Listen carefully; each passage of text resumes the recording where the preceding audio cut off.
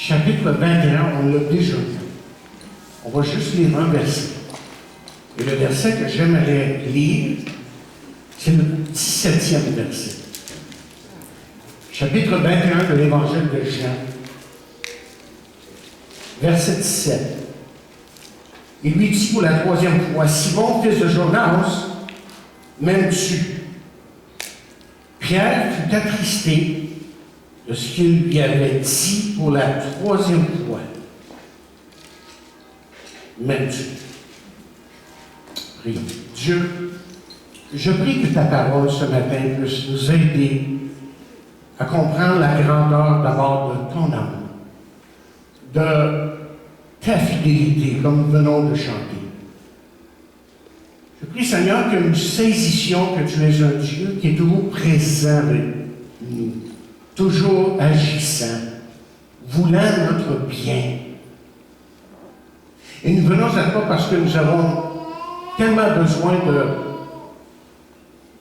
de toi pour que tu nous éclaires sur ta parole, mais aussi pour que nous pratiquions ces paroles dans nos vies personnelles et là où tu nous places jour après jour, que nous soyons vraiment de ceux qui sont authentiques dans leur foi. Les gens voient et reconnaissent en nous des gens qui t'aiment et qui marchent pour ta gloire et ton honneur. Nous mettons ces paroles devant toi parce que nous voulons vraiment que tu te glorifies en toutes choses. Et nous prions ça dans le nom de Jésus. Amen. Et dans le passé, chauffeur d'autobus d'école, il m'arrivait parfois des incidents très intéressants. Un jour, une jeune fille parlait et disait à ses amis que son père lui avait acheté un téléphone cellulaire, une tablette. J'ai fait la remarque qu'elle était chanceuse d'avoir un papa qui lui donnait telle chose. Elle me sourit, et puis j'ai entendu et vu du coin de l'œil, un élève dire « Moi, j'ai personne, moi. » Le lendemain, je lui ai demandé ce qu'il voulait dire par ça. Et ce qui est ressorti de notre courte conversation, c'est qu'il était dans une maison d'accueil. Parce que ses parents étaient divorcés et qu'il ne s'occupait jamais de lui. Vous savez, ça, c'est à vous briser le cœur quand vous entendez des choses comme ça. Ce que je vous raconte, c'est une vraie histoire. Et c'est arrivé en pleine nuit. Lorsqu'un jeune pasteur du nom de David Wilkerson s'est rendu chez Nicky Cruz. Nicky, c'était dans les années 70, au début. Nicky était un bandit, un pusher, un chef de gang dans les rues de New York.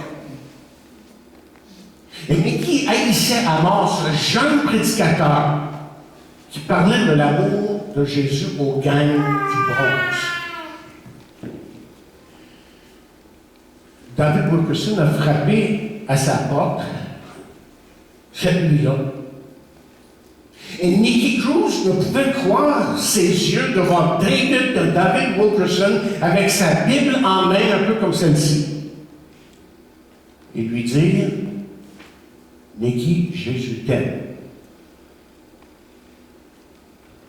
Et lui, il répondit, Nicky a répondu, mais tu es venu en pleine nuit pour me réveiller et me dire que Jésus t'aime?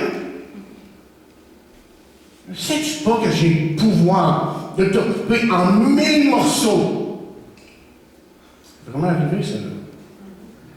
Et le jeune prédicateur, le jeune pasteur, lui dit ceci. Il dit, même si tu me couperais en 1000 morceaux, chacun de ces morceaux te dirait, Nicky, Jésus t'aime. Et là, Nicky, le gangster, le pusher, et tout le reste, lui ferma la porte en plein visage. Quelques jours après, dans une réunion où David Wilkerson devait parler de Jésus, de son amour et tout ça, les gangs étaient dans la salle, parce qu'il y avait plusieurs gangs. Et ils avaient convenu entre eux de faire la casse et de régler leur problème, leur compte, si vous voulez, là, dans la salle, à l'insu de tous. Il y avait plusieurs autres personnes, évidemment. À un moment donné, David a demandé aux gangs, en pointant directement à chacune des gangs qui étaient là dans la salle, de se pardonner. Et c'est là que la passe a commencé. Complètement désespéré, les larmes aux yeux, et croyant au pire, on le voit là en arrière en train de prier. Tout d'un coup, Nicky Cruz s'est projeté littéralement sur l'estrade. Il a crié à tue-tête à tout le monde qui voulait, à tous ceux qui voulaient bien l'entendre. Mais n'avez-vous pas compris? N'avez-vous pas compris ce que le prédicateur est en train de vous dire? Et là, sur le champ, sur l'estrade, devant tous, Nicky Cruz a donné sa vie à Jésus-Christ. Et une bonne centaine de gens qui étaient là dans la salle ont fait exactement la même chose. Vous savez, on dit que Jésus, on dit que la Bible dit que Jésus était un homme qui avait parlé jamais comme un autre homme avait parlé. Mais laissez-moi vous dire que jamais homme n'a aimé comme Jésus. Alors, on arrive ce matin devant un récit que je dirais un des plus émouvants dans les Écritures. Vous le connaissez bien. Ce que je vais faire avec vous ce matin, c'est d'examiner ce qui pouvait se passer dans la tête de Pierre. Parce qu'on va parler de Pierre ce matin. Le voilà près de la rive, regardant le bateau qu'il utilisait pour la pêche. Et il se rappelle toutes sortes de choses. Il se rappelle ce moment quand Jésus s'est approché de lui et que Jésus lui a dit de suivre. Jésus avait certainement vu en Pierre de belles choses, de belles qualités, un homme qui était fort, stable, un homme qui était persévérant. Mais tout d'un coup, vous vous rappelez, les choses se sont gâtées. Jésus est arrêté et Pierre, celui qu'on appelle le roc, a peur pour sa vie. Il panique et renie Jésus. C'était, autrement dit, la catastrophe, littéralement. Le lendemain, c'est-à-dire le vendredi saint, Jésus est cloué sur la croix. Et Simon-Pierre, comme les autres, est dévasté par les événements. On ne comprend pas ce qui se passe et pourquoi. Puis, la Pâque arrive. Et Pierre est de nouveau rempli de faire peur, de zèle, voire même excité et enthousiasmé de savoir que Jésus est ressuscité. Pourtant, lui, Pierre, demeure perplexe, incertain. Pierre retourne en Galilée avec ses amis. Plusieurs jours passent et rien n'arrivait. Alors, il leur restait une seule chose à faire. C'est de retourner à la pêche. Et c'est là que notre récit commence. Ils font la pêche, d'après ce qu'on a lu dans le texte, ils font la pêche toute la nuit et sans succès. Et c'est alors que quelqu'un sur la rive dit aux disciples de jeter leurs fidèles de l'autre côté du bateau. Chose qu'ils ont fait tout de suite. Ça s'intéressait, sans questionner. Et c'est là qu'ils ont reconnu Jésus. C'est là que Jean, surtout, celui qui a écrit cet évangile, l'a reconnu. Oui, mais Simon-Pierre, lui, impulsif, comme toujours, se rend aussitôt par la nage sur la rive. Et les autres, évidemment, arrivent avec en bateau et il voit Jésus en train de préparer le petit déjeuner. Après les avoir servis, Jésus prend Simon-Pierre à part et lui demande 3 fois. Simon, même Dieu. La réponse, vous savez, c'est quoi? C'est oui, Seigneur. Et la réponse de Pierre est assez exacte quand même, mais il y a quelque chose qui se passe ici. Et Jésus te répond, paie mes brebis. Là, ce qu'on a devant nous, c'est une histoire sans précédent. Parce qu'il y a tellement de choses à apprendre de cette histoire. On pourrait rester ici pendant des heures. Cette histoire est remplie de symboles puissants, de fortes émotions et de leçons dramatiques. Mais je vais me limiter à 3 choses, à 3 questions. Et la première question est celle-ci. Que voyons-nous physiquement? D'abord, nous voyons ici les disciples qui retournent à la pêche, ce qui nous parle évidemment, si on est pour faire une application, du danger de retourner en arrière, d'abandonner le Seigneur et de retourner même à son ancienne vie. Une vie qui est souvent voyée, souvent marquée par la déprime, l'anxiété, la détresse, la tristesse, beaucoup de tristesse, sans Jésus. Et pourtant, quand vous regardez dans la parole de Dieu, vous voyez bien que Jésus veut mieux pour nous. Et c'est pour ça que Jésus dira ceci un jour. Il dit, le voleur vient seulement pour voler, pour tuer et pour détruire. Mais moi, pourquoi est-ce que je suis venu? Je suis venu afin que les brebis, ceux qui lui appartiennent, aient la vie et qu'elle l'ait, ou qu'ils aient une vie abondante. Le voleur, vous voyez ici, là, c'est celui qui vous enlève votre paix, votre joie intérieure. Et ça peut être quelqu'un peut-être de l'extérieur, mais ça peut être quelque chose qui est à l'intérieur de vous. Votre égoïsme, par exemple. Votre jalousie, rivalerie, et j'en passe.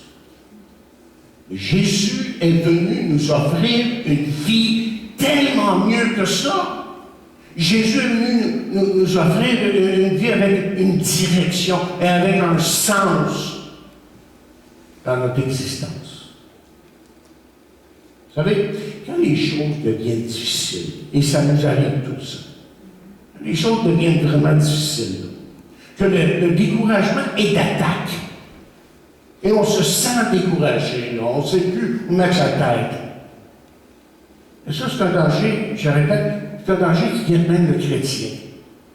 Et c'est pour ça que Paul parle de ça à certains moments, de différentes façons, mais l'une des choses qu'il dira dans Galates 1, et Galates 5, excusez, et je vais vous lire ici la traduction sommaire, il dit, le Christ nous a rendus libres pour que nous connaissions la vraie liberté. C'est pourquoi tenez bon et ne vous laissez pas réduire à nouveau en esclavage. Tout le monde voit bien ce qui procède de l'homme livré à lui-même. L'homme sans Dieu, autrement dit, c'est quoi? Il dit l'immoralité, les pratiques dégradantes et la débauche.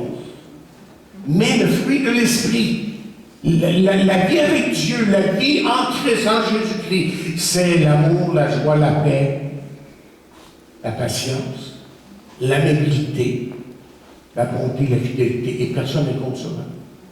Il n'y a pas personne qui est contre ces choses. Mais regardez d'autres choses que je veux que vous remarquiez. C'est très significatif. On parle du déjeuner ici.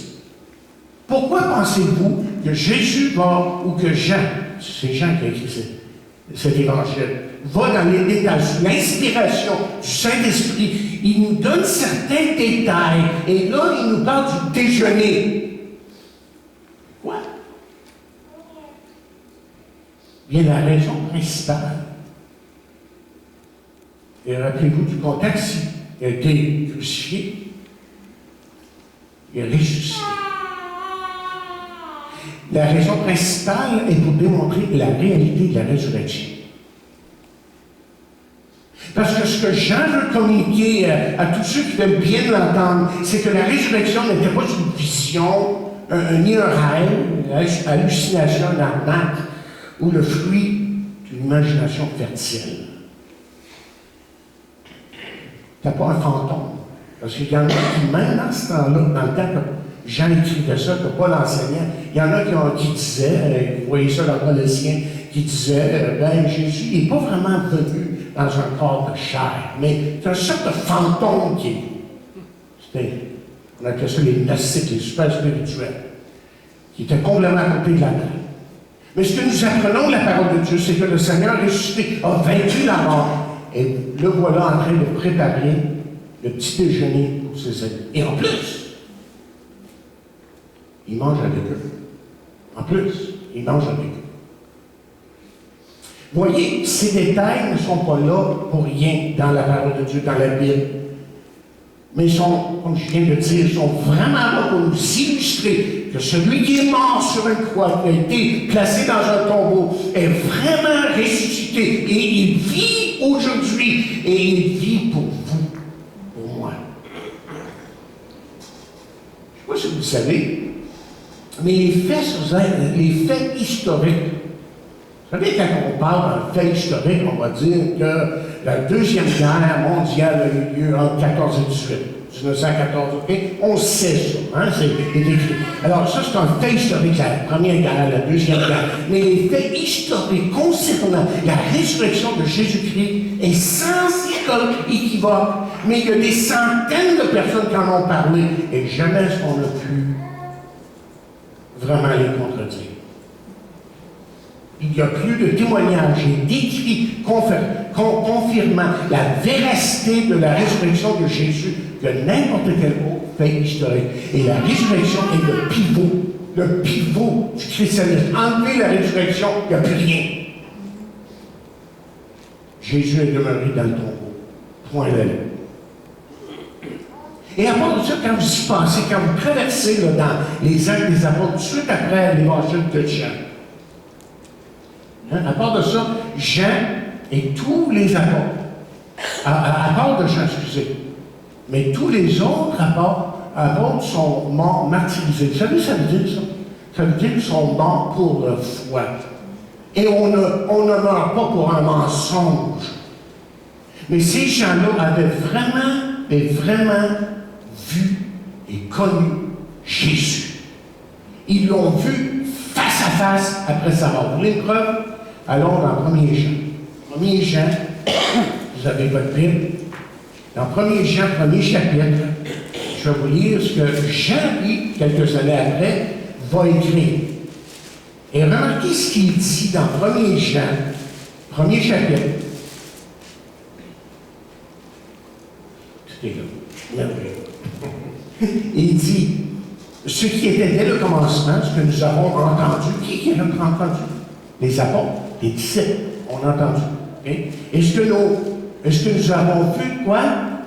De nos yeux. Là, c'est peut-être 30 ans après qu'il écrit ça. Okay? Et nous avons vu de nos yeux, ce que nous avons contemplé et que nos mains ont touché concernant la parole de vie. Et la vie a été manifestée et nous l'avons vu et nous lui rendons témoignage. Et nous annonçons la vie éternelle qui était auprès du Père et qui nous a été manifestée. Ce que nous avons vu et entendu. Vous voyez, il se répète là. On a vu et on a entendu. On était là. On était de ce qu'on appelle aujourd'hui des témoins oculaires. Quand je vois un accident devant moi se produire, je peux dire que je suis un témoin oculaire. Il dit, j'étais un témoin oculaire de tout ça.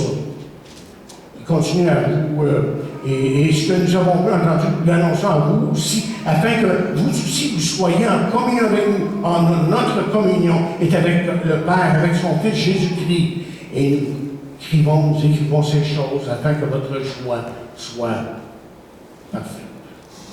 Ils l'ont vraiment des centaines, même dans 1 Corinthiens 15e chapitre, 500 en une réunion à un moment donné, dans une rencontre, excusez. Alors, je ne pense pas qu'ils ont tout halluciné en même temps.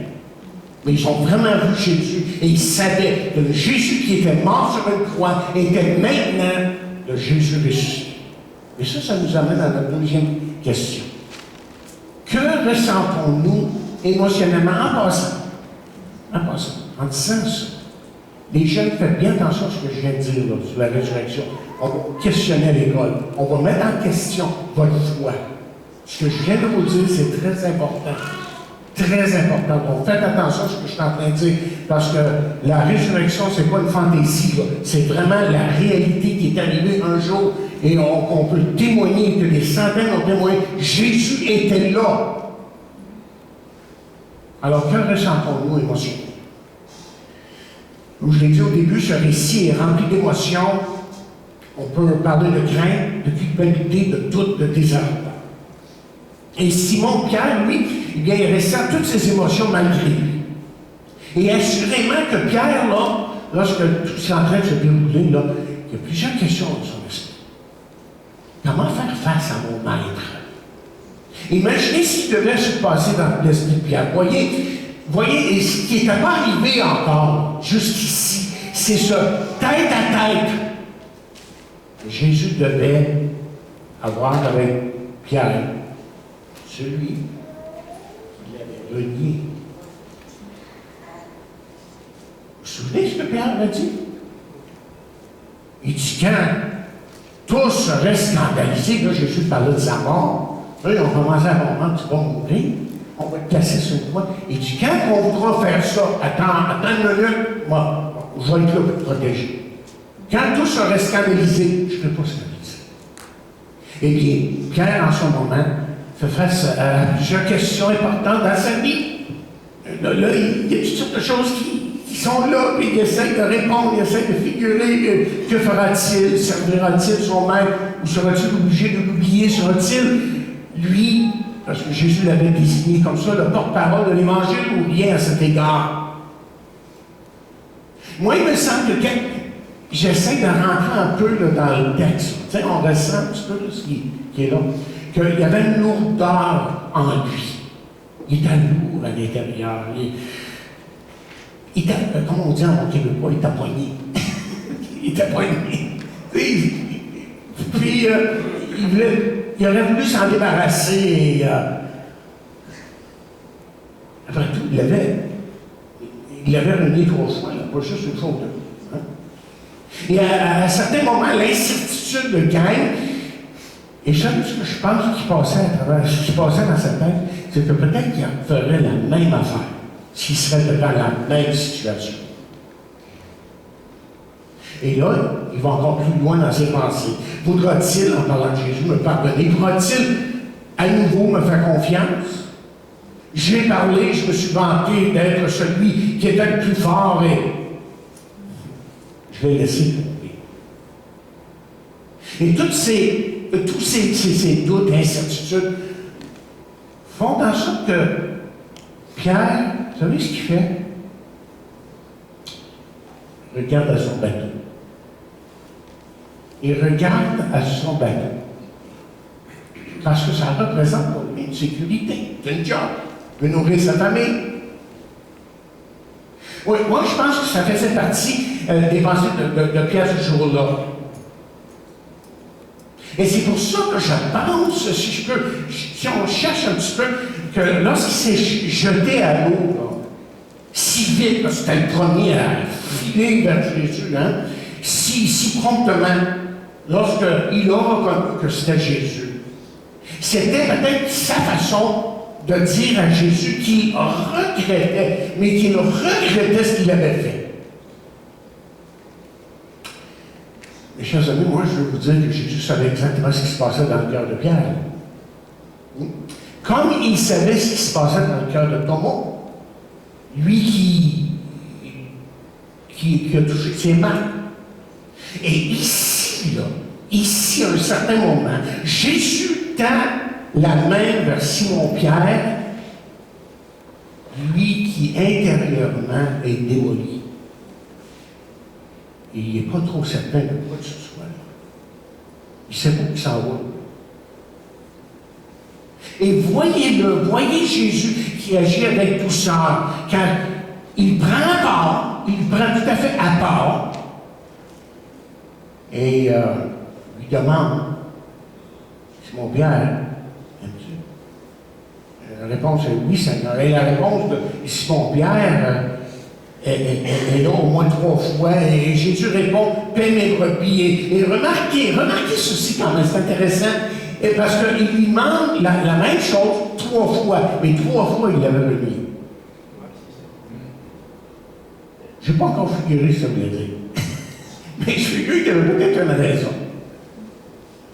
Je pense que ce qui est arrivé ici, c'est que chaque fois que Jésus posait la question et que chaque fois que Pierre répondait, que ces affirmations de Pierre ont commencé à guérir, que ces déclarations d'amour ont commencé à effacer les mauvais souvenirs et son passé pénible. Peut-être que ce matin, ça c'est vous. Peut-être que ce matin, vous vous sentez comme Pierre, brisé à l'intérieur. Vous êtes ici, mais votre semaine a été horrible, extrêmement difficile. Laissez la parole de Dieu parler à votre cœur. Le secret de le chrétien, c'est de retourner vers la parole et de laisser la parole elle-même le guérir et de lire. J'ai plusieurs versets ici, je vais juste vous en lire un pour sauver un peu de temps. Par exemple, un de mes favoris que vous connaissez bien, c'est lorsque Jésus dit « Je vous laisse la paix ». Il est le spécialiste de la paix intérieure. On l'a dit il y a quelques semaines. Il dit « Je vous donne la paix. Je ne vous donne pas comme le monde donne, que votre cœur ne se trouble point et ne s'alarme point. »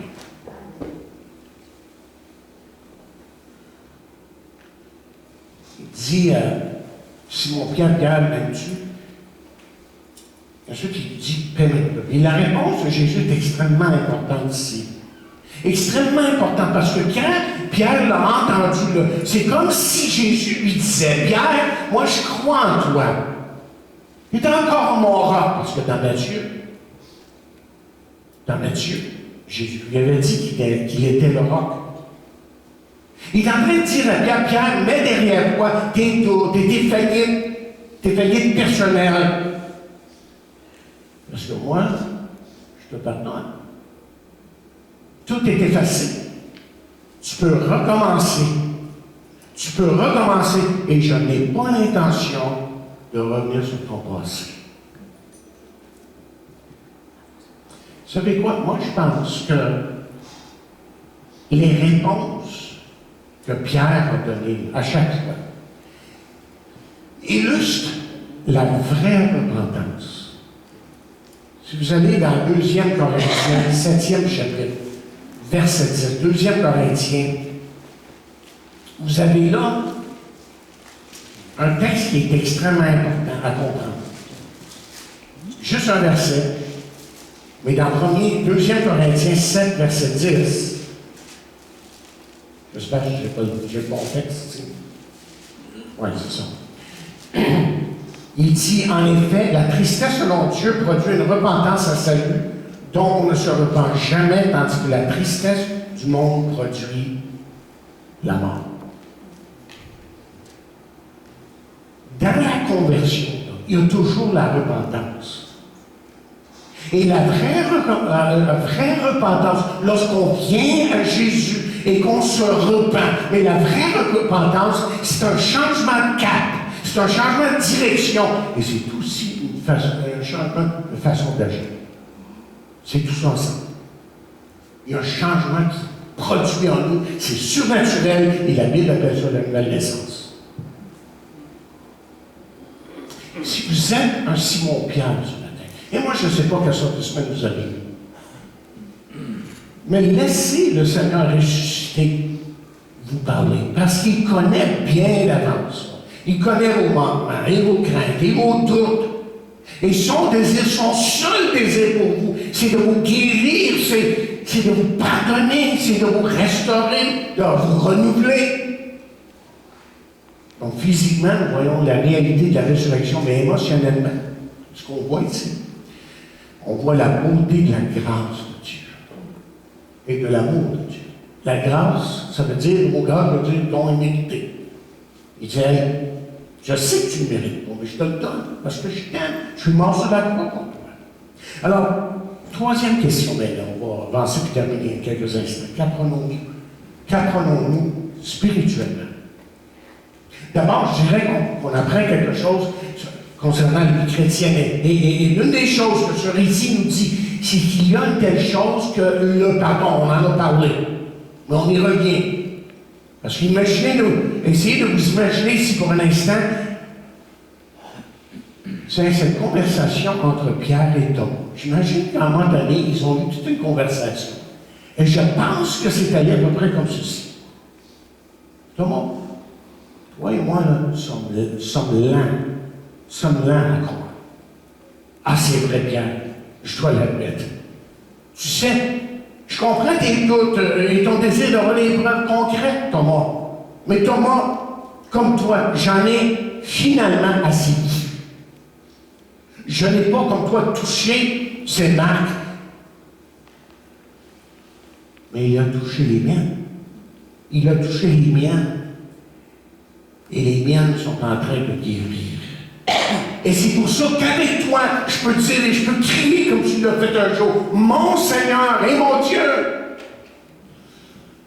Vous voyez, cette histoire ici, c'est une histoire d'amour. Cet amour qui franchit les barrières les plus invraisemblables, les plus difficiles.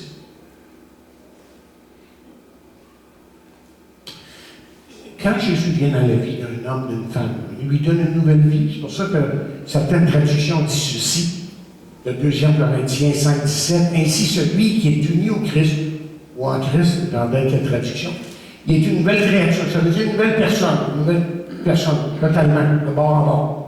Ce qui est ancien disparu, voici, et Jean, la traduction, c'est qui dit, et voici, et ce qui est nouveau, voici ce qui est nouveau, est déjà là. Il y a quelque chose de nouveau qui arrive en nous, qui fait qu'on pense différemment, qu'on agit différemment, parce que Jésus devient notre Sauveur et Seigneur. Et en fait, quand vous pensez à ce que Dieu veut nous donner, il n'y a rien d'autre qui est acceptable pour lui. Et c'est pour ça qu'il a parlé au cœur de Simon-Pierre et qu'il parle à votre cœur ce matin. Mais ne manquez pas la chose suivante, parce que Jésus dit encore à Pierre, Simon même dit, paie mes brebis. Toi, on dit, si tu m'aimes, paie mes brebis. Qu'est-ce qu'il est en train de dire?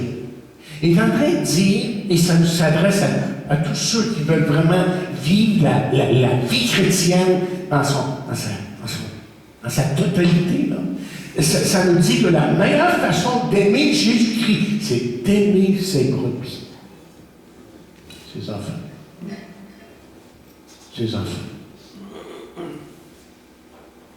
Parce que Dieu ne désire pas des sacrifices comme dans l'Ancien Testament. Là. Ce que Dieu veut de vous ce matin, ce n'est pas des prières impressionnantes ou même des gestes pieux. Ce que Dieu veut, c'est que vous aimiez vraiment, que vous appreniez à aimer et que ça transforme et votre vie et même la vie des autres. Savez-vous que l'amour est le signe authentique du disciple de Jésus-Christ?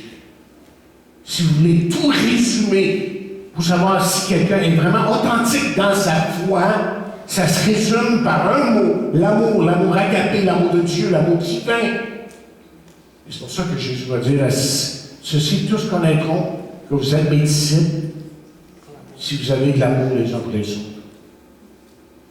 Non, ce que Jésus veut de nous, c'est qu'on puisse, et j'ai marqué le mot exulte ici, ou exulte. La puissance de l'amour. La puissance de l'amour, et la puissance de l'amour, en fin de compte, c'est tout simplement la puissance de Dieu qui agit en nous, que Dieu nous a donné lorsqu'on est venu à lui. Ce qui fait la conclusion que la croix, vous voyez, quand vous pensez à la croix, et au Québec, on est reconnu pour ça, hein, vous allez d'un village à l'autre, et vous voyez des croix. Vous voyez des croix. Je me demande si les gens réalisent qu'est-ce qu'il y a derrière ça. Pas juste un symbole symbolique, là. Mais la croix est la signature de l'amour de Dieu. Dieu est en train de te dire et me dire, chaque fois que je vois une croix, je t'aime et je l'ai prouvé là. En donnant mon Fils sur la croix.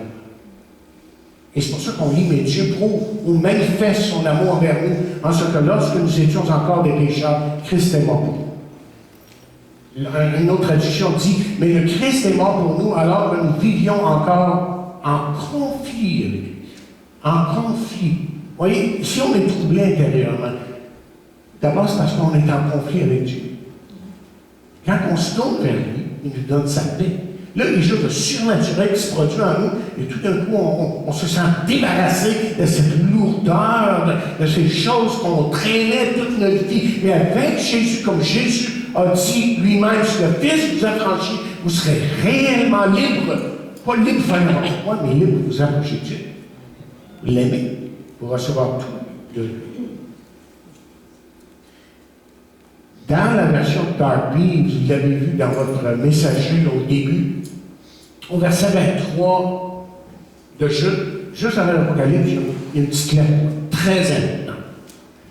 Ça s'appelle Jude, ça a été écrit par Jude. Il y a juste, 26 versets à peu près dedans, mais le verset 23 dans la Darby, mais là, ici, ça va dire autrement. Hein? Il va dire, je dis 23, ça serait 21. La traduction que j'ai bien aimée, parce qu'il y a plusieurs traductions, évidemment ici, ce verset, il dit « Conservez-vous dans l'amour de Dieu. Maintenez-vous dans l'amour de Dieu. » Ça veut dire la même chose. Et j'ai aimé cette idée de conserver, là. On se préserve, on veut rester dans l'amour de Dieu. Et c'est pas toujours évident, ça, là. Parce qu'on a tous des moments qui n'ont pas. Et je me suis posé la question, mais comment est-ce qu'on peut faire ça? Je vous donne 7 points sans explication. Premier point, en demeurant humble. On ne peut pas rester dans l'amour de Dieu si on est une gang d'orgueil. Deuxième point, comment est-ce qu'on peut conserver, rester dans l'amour et s'aimer vraiment comme Dieu veut qu'on s'aime en nous, en tant que frères et sœurs? C'est en confessant nos péchés. Deuxièmement, autrement dit, si je m'aperçois que ma communion avec Dieu est brisée, j'ai plus cette paix, j'ai plus cette communion avec lui, là, puis je dois probablement que j'aurais simplement de dire au Seigneur, moi c'est pas. Et dans sa grâce, dans son amour, il va le faire. Il veut plus que nous. Plus que nous. Et ensuite, troisièmement, en examinant nos vies chaque jour devant Dieu. En lui disant, Seigneur, merci. Merci parce que je peux venir à toi, mais y a-t-il quelque chose que je pourrais faire de mieux? Quatrièmement, comment est-ce qu'on conserve notre amour les uns pour les autres? Et on se maintient dans cet amour-là, c'est en pardonnant son prochain. Il va toujours avoir quelque chose. Les relations d'hommes, c'est ça. Il faut toujours être en train de se pardonner, se parler, se réconcilier. Ça fait partie de la vie chrétienne. Et ça fait partie de cette Église. On n'est pas parfait. Il va y avoir des choses à un moment donné, mais si on ne pardonne pas, on part. On décide, c'est parfait cette Église-là.